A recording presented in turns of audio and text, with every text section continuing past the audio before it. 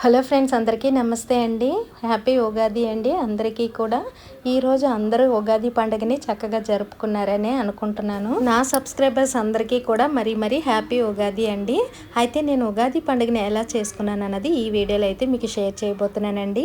ముందుగా నేను తెల్లవారుజామునే బ్రాహ్మీ ముహూర్తంలో అయితే నిద్ర లేచానండి. ఎందుకంటే మా పని మనిషి అయితే సెలవు తీసుకుందండి. కరెక్ట్గా పండుగ టైంలోనే ఊరైతే వెళ్ళింది.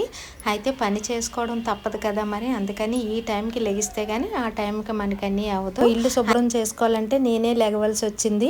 అయితే తెల్లవారుజామున లేచిన తర్వాత ముందుగా బయటకు అయితే వెళ్ళలేదండి. ఎందుకంటే చాలా చీకటిగా ఉంది. 4 గంటలకైతే నిద్ర లేచాను. బయట చూసేసరికి చాలా భయంగా ఉంది. అయితే ముందు రోజు నాడే బాల్కనీ అది అంతా క్లీనింగ్ అయితే అయిపోయిందండి. లోపడైతే మాత్రం క్లీన్ చేసుకోలేదు. అయితే పండగ అంటే మనకి చాలా సంతోషంగా చాలా ఆనందంగా ఉంటుంది కదండి. ఏ పండుగ వచ్చినా సరే నాకు గోరింటాకు అంటే చాలా ఇష్టం అండి. ఇది మా ఫ్లాట్లో ఉన్న మా చెట్టుదే. ఈ గోరింటాకు అయితే చాలా బాగా పండుతుంది. గోరింటాకు పని అయిపోయాక మార్కెట్కి అయితే వెళ్ళానండి. ఎందుకోసం అంటే ఉగాది ఇవన్నీ తెచ్చుకోవాలి కదా. అలానే నేను ఉగాది రోజు నాడు అమ్మవారి టెంపుల్కి అయితే వెళ్ళాలి అనుకున్నాను. మా ఊర్లో గ్రామ దేవత సత్తమ్మ తల్లి గుడి అయితే ఉన్నదండి.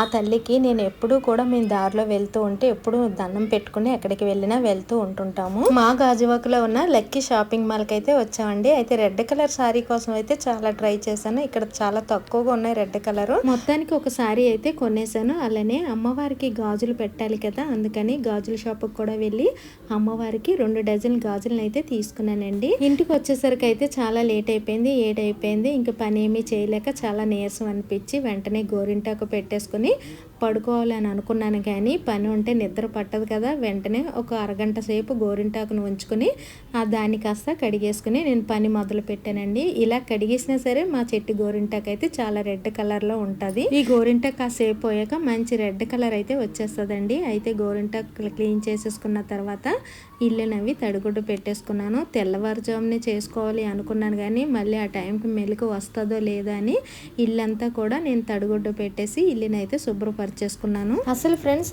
ఇల్లు తడిగుడ్డ పెట్టాము అంటే మనము పండగ ముందు రోజునాడే ఇల్లంతా శుభ్రపరచుకోవాలి అని అంటారు. పండగ రోజునాడైతే ఇల్లు క్లీన్ చేసుకోకూడదు అని అంటారని ఆ నమ్మకంతో నేనైతే ఇంకా ఆలస్యం చేయకుండా వెంటనే ఇల్లు క్లీన్ చేసేసుకొని స్టవ్ అది కూడా కిచెన్ అంతా కూడా శుభ్రపరచుకొని, ఎందుకంటే స్టవ్ మీద ఏమైనా ప్రసాదాలు వండాలి అనుకుంటే వండుతాం కదా, స్టవ్ కిచెన్ అంతా క్లీన్ చేసేసుకొని అప్పటికి తెల్లవారుతుంది కదా అని ఈ లోపు గేటు తీసి గుమ్మాలకి పసుపు రాసేసి కుంకుమ బొట్లు వరిపిండితో బొట్లు పెట్టేసి ముగ్గుతోటి చక్కగా గడపకి పద్మమును అది వేసేసుకొని ఆ తర్వాత ఇంటి ముందు ముగ్గును కూడా వేసేసుకున్నానండి.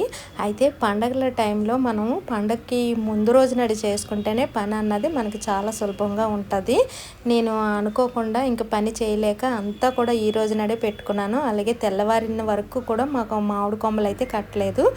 తెల్లవారిన తర్వాత మా వారు లేచి మామిడి కొమ్మలు తెచ్చి గుమ్మాలకైతే మామిడి కొమ్మలు కట్టేశారు. ఇలా అంతా ఇంటి పని అంతా పూర్తి చేసుకున్న తర్వాత స్నానం చేసేసి ఉగాది పచ్చడిని అయితే రెడీ చేసేసానండి. ఉగాది పచ్చడి చేయడం అందరికీ తెలిసిందే. అయితే ఇక్కడ నేను పచ్చడి రెడీ చేసేసిన తర్వాత నేను స్వామివారి ఫోటోలన్నింటినీ కూడా అందంగా అలంకరించేసుకొని అన్నీ రెడీ చేసేసి మా వారికి అయితే పూజ చేసేసుకోమని చెప్పాను.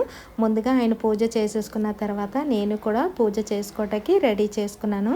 అయితే పూజ చేసేసుకున్న తర్వాత నేను గుడికి వెళ్ళాలి అన్నాను కదండి.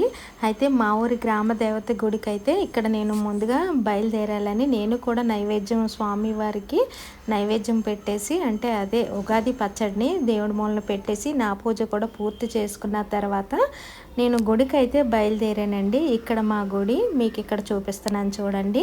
సత్తమ్మ తల్లి గుడి అండి. మేము మా వారు నేను కూడా గుడికి అయితే వచ్చేసాము. గుడికి వచ్చి అమ్మవారికి పసుపు కుంకుమ తాంబూలము అలాగే చీర జాకెట్ అన్నీ కొన్నాను కదండి. ఇవన్నీ కూడా అమ్మవారికి చూపించేసి అమ్మవారి ఆశీర్వాదం అయితే తీసుకున్నామండి. చూసారా, ఈమె మా ఊరిలో ఉన్న గ్రామ దేవత సత్తమ్మ తల్లి ఆలయం అండి ఇది. ఇక్కడికి నేను అప్పుడప్పుడు వస్తూ ఉంటుంటాను. నాకు ఈ తల్లి మీద చాలా నమ్మకము. ఈ తల్లే కాదండి, దేవుడు అంటే రాయిలో ఉన్నా సరే నేను కొలుస్తాను. నాకు అంత ఇష్టం భగవంతుడంటే.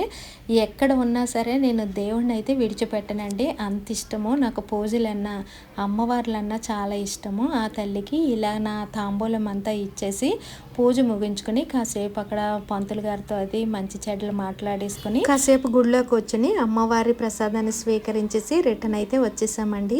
అయితే మనం ఇచ్చిన చీరలు అయితే ఇక్కడ కడతారండి ఈ గుడిలోని. నేనైతే అమ్మవారి చీర ఎప్పుడు కడతారని మా పంతులు గారిని అడిగితే ఆదివారం కడతానన్నారు. ఆదివారం అయితే మళ్ళీ వెళ్తానండి. ఇంతే ఫ్రెండ్స్, మా ఇంటి ఉగాది పండుగ మేమైతే ఇలా చేసుకుని చివరిలోనే అందరూ పంచాంగం వింటుంటే నేను కూడా వినేసి రిటర్న్ వచ్చేసాము.